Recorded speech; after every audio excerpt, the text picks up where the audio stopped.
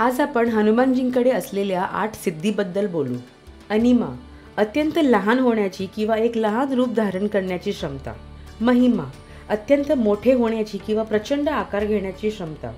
गरिमा, खूप जड होण्याची किंवा एखाद्याचे वजन मोठ्या प्रमाणाने वाढवण्याची क्षमता। लघिमा, अत्यंत हलके होण्याची किंवा वजन एकदम कमी करण्याची क्षमता।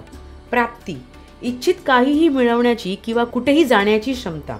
प्राकम्य, कोणतीही इच्छा किंवा आज्ञा पूर्ण करण्याची क्षमता। ईशित्व, इतरांवर आणि निसर्गावर प्रभुत्व किंवा नियंत्रण ठेवण्याची क्षमता।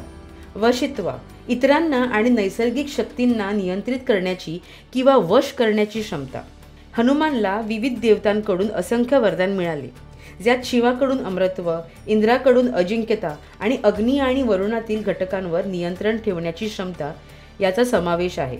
हिंदू धर्मग्रंथामध्ये हनुमानला चिरंजीवी मानले जाते, म्हणजे ते मृत्यूशिवाय जिवंत आहेत।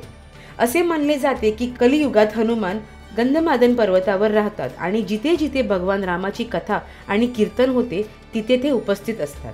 चला तर मग राम राम जप करत राहूया आणि केवळ हनुमानजीचेच नाही तर प्रभू श्री रामजीचे आशीर्वाद मिळवूया। कृपया तुमचे मत आम्हाला कळवा आणि तोपर्यंत चल बोलून टाक पाहत रहा।